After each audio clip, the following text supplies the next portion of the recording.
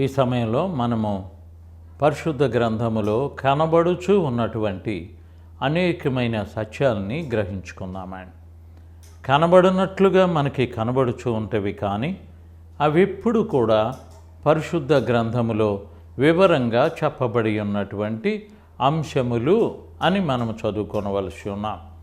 ఉదాహరణకి పరిశుద్ధ గ్రంథములో ఏ ప్రత్యేకతను మనకు చూపించి ఉన్నారు అనేటువంటి విషయాన్ని మనం పరిశీలిస్తూ వచ్చి ఉన్నప్పుడు మనకి పరిశుద్ధ గ్రంథములో ఆది అపోస్తులు చేసి ఉన్న సేవను మనము పరిశీలించుకుంటూ వచ్చినప్పుడు అపోస్తుల కార్యములో భక్తుడైనటువంటి పౌలు యొక్క బోధను, అనగా సౌలుగా ఉన్నటువంటి పౌలు పొంది ఉన్నటువంటి ఆశీర్వాదకరమైన సందర్భాల్ని మనము ఆలోచిస్తూ వచ్చినప్పుడు మనకి కనబడినటువంటి అపోస్తుల కార్యము 9వ అధ్యాయములో చదువుకున్నామండి.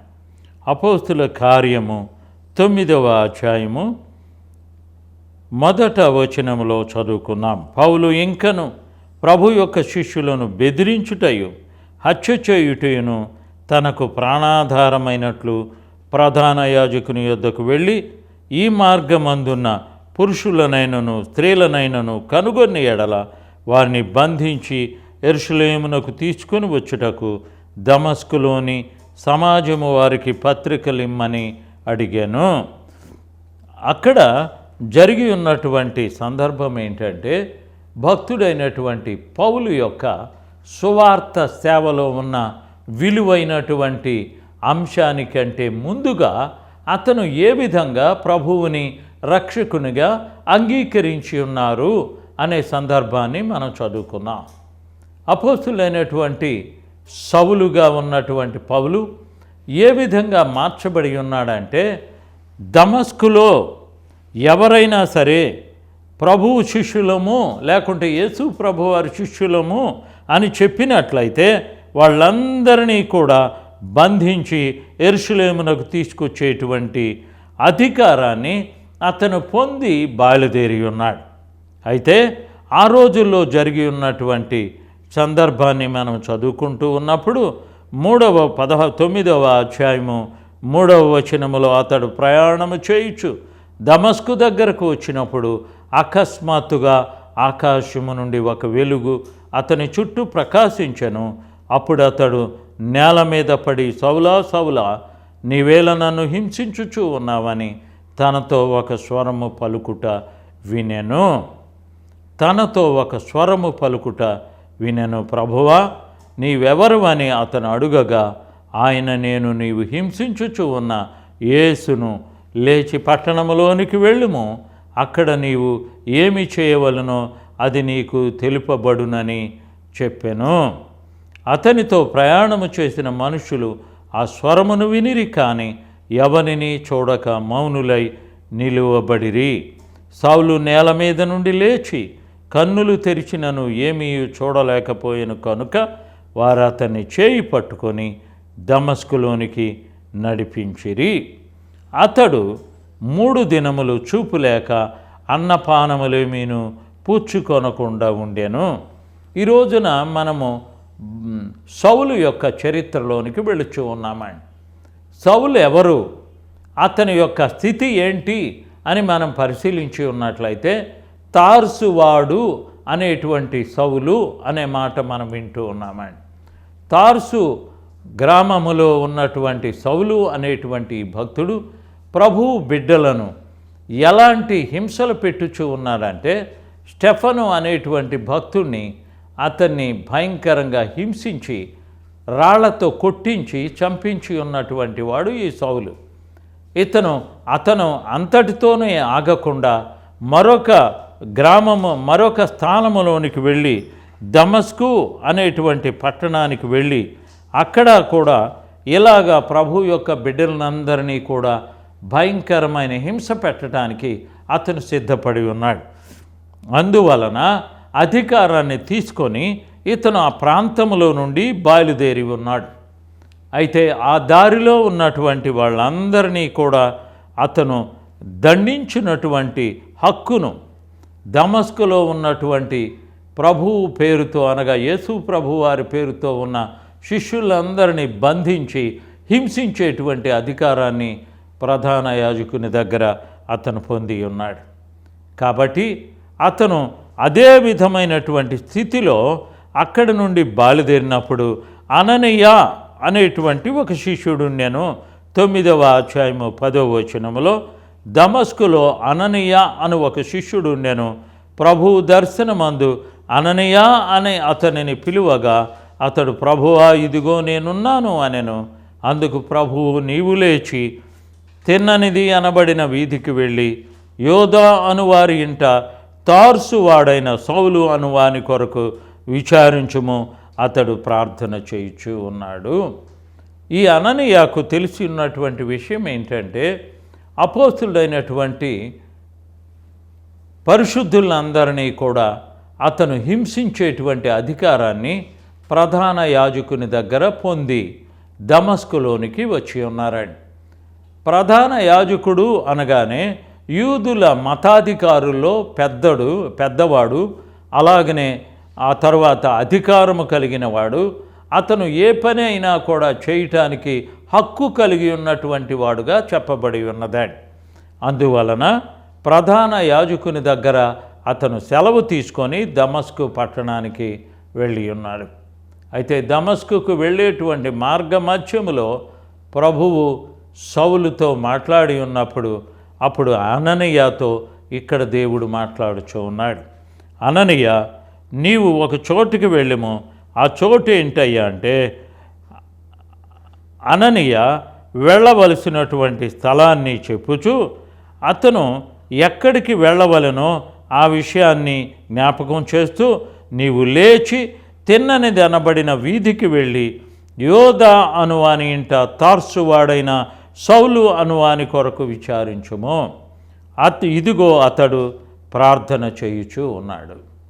అతను ప్రార్థన చేస్తూ ఉన్నాడు, అతని దగ్గరికి నీ వెళ్ళు అని అననీయతో దేవుడు చెప్పినప్పుడు అతనికి సౌలుతో దేవుడు మాట్లాడాడు అనేటువంటి విషయాన్ని చెప్పలేదు. కానీ అక్కడికి వెళ్ళమన్నప్పుడు ఇతను చెప్పినటువంటి ఆలోచన అంతా కూడా ఎంత గంభీరముగా ఉన్నదంటే, ప్రభువా ఇదిగో నేనున్నాను అనెను. అందుకు ప్రభువు నీవు లేచి చిన్ననిదనబడిన వీధికి వెళ్ళి యోధా అనువాని ఇంట తార్సువాడైన సౌలు అనువాని కొరకు విచారించుము, ఇదిగో అతడు ప్రార్థన చేయుచూ ఉన్నాడు. అతడు అననీయ అను ఒక మనుష్యుడు లోపలికి వచ్చి తాను దృష్టి పొందినట్లు తల మీద చేతులుంచుట చూచియున్నాడు అని చెప్పాను. ఆ సమయంలో అతనితో దేవుడు మాట్లాడి ఉన్న విషయాల్ని జ్ఞాపకం చేస్తూ అననీయ ఏమన్నాడంటే, ఈ మనుష్యుడు యెరూషలేములోని పరిశుద్ధులకు ఎంతో కీడు చేసి ఉన్నాడు. అతనిని గూర్చి అనేకుల వలన వింటిని, ఇక్కడను నీ నామమును బట్టి ప్రార్థన చేయు వారందరినీ బంధించుటకు అతడు ప్రధాన యాజకుల వలన అధికారము పొంది ఉన్నాడని ఉత్తరం ఇచ్చెను. అందుకు ప్రభువు నీవు వెళ్ళుము, అన్యజనుల ఎదుటను రాజుల ఎదుటను ఇశ్రాయేలీయుల ఎదుటను నా నామమును భరించుటకు అతడు నేను ఏర్పరచుకొనిన సాధనమై ఉన్నాడు అని ప్రభు అతనితో చెప్పినటువంటి సమయంలో అతను బయలుదేరి ఎన్ని శ్రమలను అతడు అనుభవించవలనో, ఎలాంటి సాక్ష్యాన్ని అతను పొందవలనో అవన్నీ కూడా అననీయకు చెప్పాడు. అందువలన అననీయ వెళ్ళి ఆ ఇంట ప్రవేశించి అతని మీద చేతులుంచి, సౌలా సహోదరుడా, నీవు వచ్చిన మార్గంలో నీకు కనబడిన ప్రభువైన యేసు నీవు దృష్టి పొంది పరిశుద్ధాత్మతో నింపబడినట్లు నన్ను పంపియున్నాడని చెప్పాను. అప్పుడే అతని కన్నుల నుండి పొరల వంటివి రాలగా దృష్టి కలిగి లేచి బాప్తిసము పొందెను. తర్వాత ఆహారము పుచ్చుకొని బలపడెను.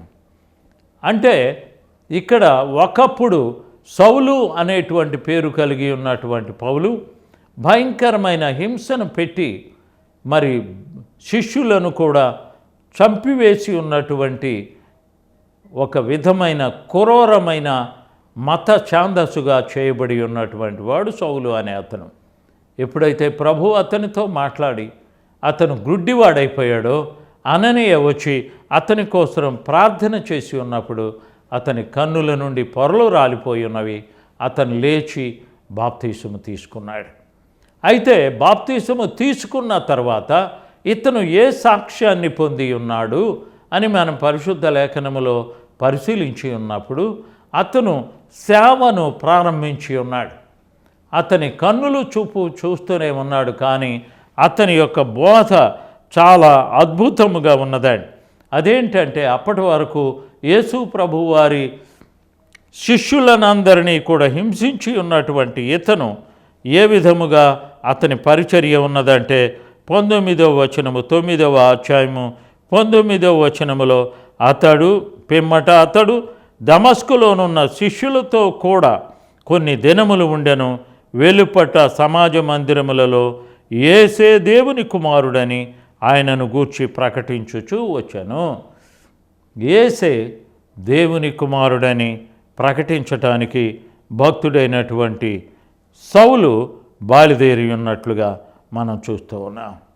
అతను ఆ విధమైనటువంటి బోధన చేస్తూ ఉన్నప్పుడు అక్కడ ఉన్నటువంటి మనుషుల్లో చాలా కఠినమైనటువంటి వైఖరి బయలుదేరి ఉన్నదండి. అతన్ని చంపడానికి ప్రయత్నం చేస్తూ ఉన్నటువంటి సమయంలో చూడండి 29వ వచనము 9వ అధ్యాయము 29వ వచనములో అతను యెరూషలేములో వారితో కూడా వచ్చుచూ పోవచ్చు ప్రభువు నామమును బట్టి ధైర్యముగా బోధించుచు గ్రీసు భాషను మాట్లాడు యూదులతో మాట్లాడుచు తర్కించుచూ ఉండెను. వారు అతనిని చంప ప్రయత్నము చేసిరి, కానీ సహోదరులు దీన్ని తెలుసుకొని అతనిని కైసరియకు తోడుకొని వచ్చి తారుసునకు పంపించిరి. ఎందువలనంటే తారుసు అతను సొంత పట్టణము అయ్యున్నది అనేది మనం చరిత్రలో చదువుకొనవచ్చండి. అయితే ఈ తార్సులోనికి వెళ్ళి ఉన్నటువంటి భక్తుడైనటువంటి సౌలు అనేటువంటి అతను ప్రభు యొక్క వాక్యాన్ని బోధించేటువంటి సమయంలో అతనికి ఏ విధమైనటువంటి అభ్యంతరము కలిగిందంటే అతని బోధ విన్నవారు అతన్ని నమ్మలేని స్థితిలో ఉన్నట్లుగా మనం చూస్తూ ఉన్నాం. అందువలన వారు ఏం చేసి ఉన్నారయ్యా అంటే ఏదో ఒక రీతిగా సౌలుని చంపటానికి ప్రయత్నం చేసి ఉన్నప్పుడు సౌలు అనగా పౌలు అని పిలువబడి ఉన్నటువంటి ఈ సౌలే ప్రభు యొక్క సేవ చేయటానికి బయలుదేరి ఉన్నాడు. అయితే అతను బయలుదేరి ఎక్కడెక్కడికి వెళ్ళి ఉన్నాడు అని ఆలోచించి ఉన్నట్లయితే అతను చేసి ఉన్నటువంటి పనిని మనము వరుసవారీగా ఆలోచిస్తూ వచ్చి ఉన్నప్పుడు మనం ఒక్కసారి 11వ అధ్యాయము 24వ వచనంలో గమనించదామండి. అతడు పరిశుద్ధాత్మతోనూ విశ్వాసముతోనూ నిండుకొనిన సత్పురుషుడు బహుజనులను ప్రభువు పక్షమున చేర్చిరి. అంతటా అతడు సౌలును వెతుకుటకు తార్సునకు వెళ్ళి అతన్ని కనుగొని అంతియోకైకు అతన్ని తోడుకొని వచ్చెను. వారు కలిసి 1 సంవత్సరమంతయు సంఘములో ఉండి బహుజనులకు వాక్యమును బోధించిరి. మొట్టమొదట అంతియోకైలో శిష్యులు క్రైస్తవులు అనబడిరి అనే మాట మనం చూస్తూ ఉన్నామే. మొట్టమొదటిసారిగా యేసు ప్రభు వారి శిష్యుల్ని క్రైస్తవులు అని పిలువబడి ఉన్నటువంటి సంఘమే అంతియోకయ సంఘమని. ఈ అంతియోకయ సంఘములో నుండి భక్తుడైనటువంటి పౌలు సువార్త సేవను ప్రారంభించి ఉన్నాడు.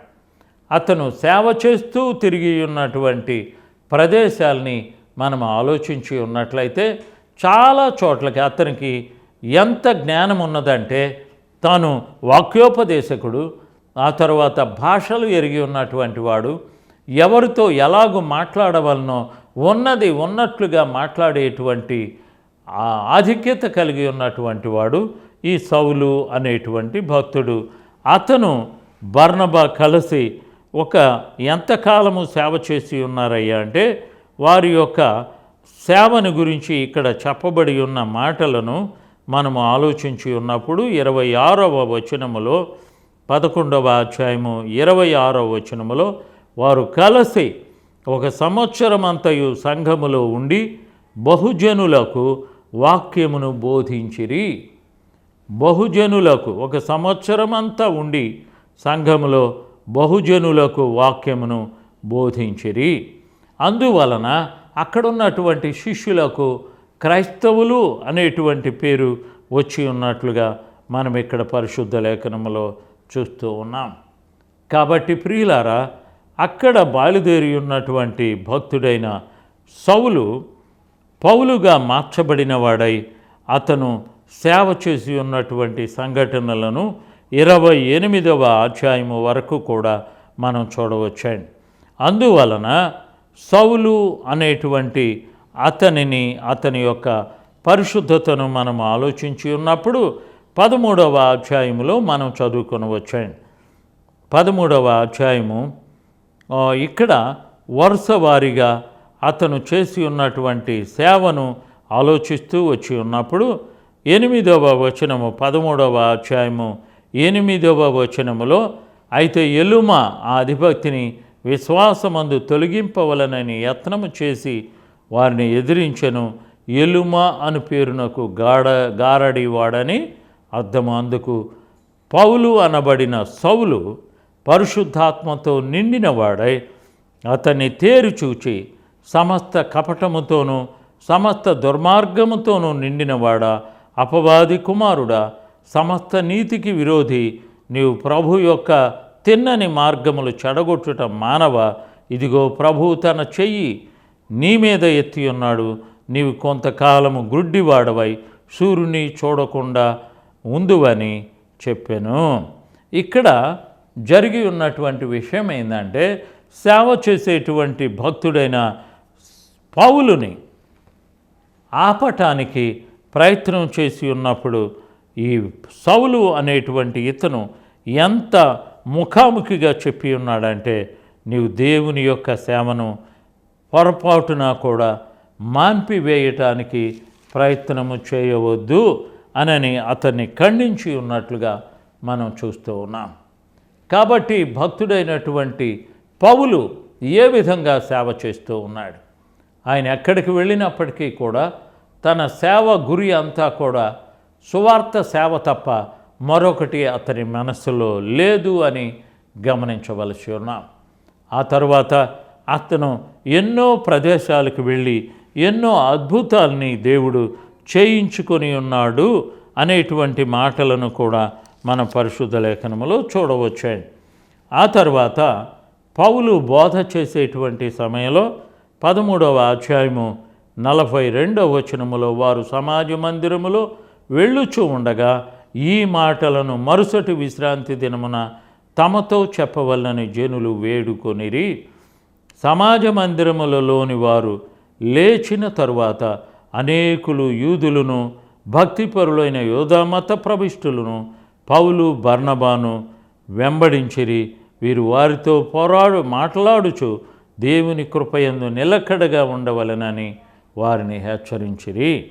మరుసటి విశ్రాంతి దినమున దాదాపు ఆ పట్టణమంతయు దేవుని వాక్యము వినుటకు కూడి వచ్చెను. ఇక్కడ మనం గమనించవలసిన విషయం ఏంటంటే, భక్తుడైనటువంటి బర్నబా పౌలు అనేటువంటి వీరిరువురు కలిసి సేవని ప్రారంభించి ఉన్నారు. వారు సేవ చేస్తూ ఉన్నటువంటి సందర్భాల్ని మనం ఆలోచిస్తూ ఉన్నప్పుడు అనేక చోట్ల తన నామాన్ని దేవుడు ఘనపరుచుకోవటానికి వాడుకొని ఉన్నాడు అనేటువంటి విషయము మనందరం కూడా గమనించవలసి ఉన్నాం. ఆ తర్వాత వారి వలన చేయబడి ఉన్నటువంటి అద్భుతాల్ని చూచి ఉన్నటువంటి మనుషులందరూ కూడా ఆశ్చర్యపడ్డారు. ఏంటంటే, పౌలు అలాగనే మరి అతనితో పాటు సేవకుడుగా వచ్చి ఉన్నటువంటి బర్నబాను ఇద్దరు కూడా సేవ చేయటానికి ప్రారంభించి ఉన్నారు. వారిద్దరూ కలిసి సేవ చేస్తూ ఉన్నటువంటి సమయంలో ఇక్కడ జరిగి ఉన్నటువంటి అంశం ఏంటంటే, 15వ అధ్యాయములో కొందరు యూదయ నుండి వచ్చి, మీరు మోషే నియమించిన ఆచారము చొప్పున సున్నతి పొందితేనే కానీ రక్షణ పొందలేరని సహోదరులకు బోధించిరి. పౌలుకును బర్నబాకును వారితో విశేష వివాదము తర్కము కలిగినప్పుడు ఈ అంశము విషయమై పౌలును బర్నబాయును తమలో మరికొందరును యెరూషలేమునకు అపోస్తుల యొద్దకును పెద్దల యొద్దకును వెళ్ళవలెనని సహోదరులు నిశ్చయించిరి.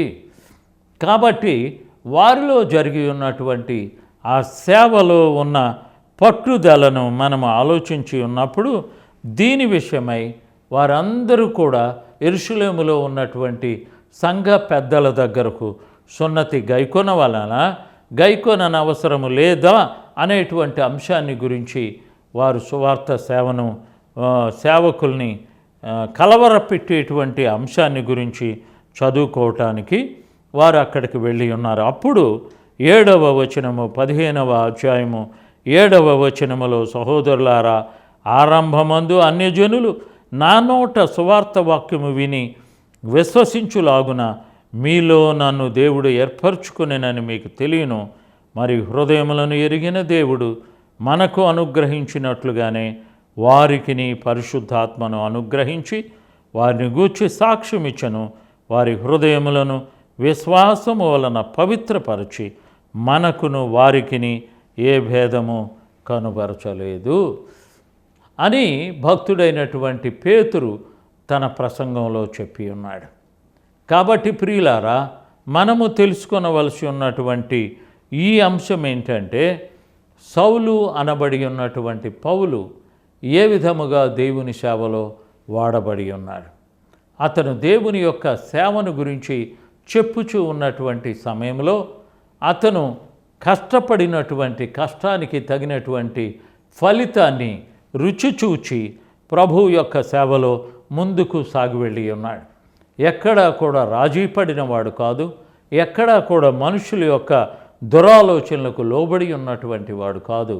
తాను పొంది ఉన్న ప్రభు యొక్క సేవను లేకుంటే ప్రభు యొక్క పిలుపుకి తగినటువంటి రీతిగానే అతని జీవితాన్ని సమర్పించుకొని ఉన్నాడు. కాబట్టి ప్రియులారా, ఆఖరి దినాల్లో జీవించేటువంటి మనము ఏ విధంగా జీవించుచూ ఉన్నామో, పరిశుద్ధ లేఖన ప్రకారముగా మనం వెళ్ళుచూ ఉన్నామా లేదా అనేటువంటి విషయాన్ని చాలా జాగ్రత్తగా పరిశీలించవలసి ఉన్నాము. ఎందుకంటే ఈ పౌలు యొక్క సేవని మనము గలతీలకు రాసి ఉన్నటువంటి పత్రికలో కొన్ని సందర్భాల్లో మనం చదువుకొని ఉన్నప్పుడు మనకు కనబడినటువంటి మాటలను మనము ఆలోచించి ఉన్నప్పుడు గలతీలకు రాసి ఉన్నటువంటి పత్రిక 5వ అధ్యాయములో చెప్పుచూ ఉన్నాడు ఆయన. చూడుడి, మీరు సున్నతి పొందిన ఎడల క్రీస్తు వలన మీకు ప్రయోజనమేమీ కలదని పౌలను నేను మీతో చెప్పుచున్నాను. ధర్మశాస్త్రము యావత్తూ ఆచరింపబద్ధుడనై ఉన్నాడని సున్నతి పొందిన ప్రతి మనుషునికి నేను దృఢముగా చెప్పుచూ ఉన్నాను. మీలో ధర్మశాస్త్రము వలన నీతిమంతులను తీర్చబడువాడెవడో వాడు క్రీస్తు నుండి బొత్తిగా వేరు చేయబడి ఉన్నాడు, కృపలో నుండి తొలగిపోయి ఉన్నాడు. ఎలానగా మనము విశ్వాసము గలవారమై నీతి కలుగునను నిరీక్షణ సఫలమగు ఆత్మ ద్వారా ఎదురు చూచుచూ ఉన్నాము. యేసుక్రీస్తునందుండు వారికి సున్నతి పొందుట యందేమీనూ లేదు, పొందకపోవుట యందేమీనూ లేదు, కానీ ప్రేమ వలన కార్యసాధనమగునని విశ్వాసమే ప్రయోజనకరము అగును అని భక్తుడైనటువంటి పౌలు గలతీ సంఘానికి తెలియచేస్తూ ఉన్నాడు. కాబట్టి ప్రియులారా, మనము ఆలోచించవలసి ఉన్న విషయం ఏంటంటే, భక్తుడైనటువంటి పౌలు ఏ విధమైన సేవను చేసి ఉన్నారో అదే విధముగా మన జీవితాల్ని కూడా చాలా సమర్పించుకొని ప్రభు కొరకు మనం సేవ చేయవలసి ఉన్నాం. అలాంటి సేవని చేయటానికే యేసు ప్రభువారు మనల్ని పిలిచి ఉన్నాడు. ఏ కులమైనా పర్వాలేదు, ఏ దేశమైనా పర్వాలేదు, ఏ స్థితిలో మానవుడు ఉండినప్పటికీ కూడా రక్షకుడు యేసు ప్రభువారు అని చెప్పబడేటువంటి బోధ చాలా ఆసక్తి కలిగినటువంటిది. దేవుని యొక్క ఏర్పాటును బట్టి భక్తుడైనటువంటి పౌలు ఆ విధమైన సేవను చేసి సౌలు అనేటువంటి పేరుకు బదులుగా పౌలు అనేటువంటి పేరుని సంపాదించుకొని సువార్త గమ్యానికి చేరి తాను దేనికోసమైతే పిలువబడి ఉన్నాడో ఆ సేవకు తన జీవితాన్ని సమర్పించుకొని ఉన్నట్లుగా మనము కూడా ప్రభువు చేత పిలువబడి ఉన్నప్పుడు మన సాక్ష్యము ఏ విధముగా ఉన్నదో ఆ విధమైన సాక్ష్యాన్ని ప్రభువునందు బలవంతులుగా ఉంటూ అనేక మందిని ప్రభువునందు వెలిగించవలనని ప్రభువు పేరట మనకి తెలుపబడి ఉన్నది. కాబట్టి ప్రియులారా, మనం ఎక్కడ ఉన్నామో ఒకసారి ఆలోచించుకొని మనకు తెలుపబడి ఉన్నటువంటి సువార్త సత్యాన్ని మనం అంగీకరించటమే కాకుండా అనేక మందిని ప్రభువునందు సేవకులుగా మనము చేయవలసి ఉన్నామని జ్ఞాపకం ఉంచుకొని ప్రభువు బిడ్డలుగా మనమందరము కూడా మన ఆధ్యాత్మికమైన వెలుగుని సంపాదించుకుంటూ ఆ వెలుగులో మనమందరము కూడా ప్రభువునందు బలవంతులముగా కావాలని యేసు ప్రభువారు మనల్ని పిలుస్తూ ఉన్నారు. కాబట్టి ప్రార్థన చేసుకుందాం. ఘనుడవైన దేవా, పరిశుద్ధుడా, మీరు ఇప్పటి వరకు మాతో మాట్లాడి ఉన్న భక్తుడైనటువంటి పౌలు యొక్క జీవితాన్ని మార్చి ఉన్న దేవుడవు. నా తండ్రి, భక్తుడు ఏ విధముగానైతే మీ సేవలో పిలువబడి ఉన్నాడో సేవకు తగినటువంటి జీవితాన్ని అతడు జీవించి ఉన్నాడు. అదే విధముగా నా ప్రభువ, మేము కూడా యేసు ప్రభువారిని రక్షకునిగా అంగీకరించుటే కాకుండా ఆయన మహిమ కొరకై జీవించవలసి ఉన్నామని ఆయన మాటలను మా జీవిత కాలం అంతా కూడా బహుజాగ్రత్తగా పరిశీలించుకొనవలసి ఉన్నామని చెప్పుచూ ఉండగా ఆ ప్రకారముగా జీవించుటకు మీ కృపను మా అందరికీ అనుగ్రహించుమని రక్షకుడైన యేసు పరిశుద్ధ నామమున మిక్కిలి బ్రతిమాలి అడిగి వేడుకుంటూ ఉన్నాము తండ్రి. ఆమేన్.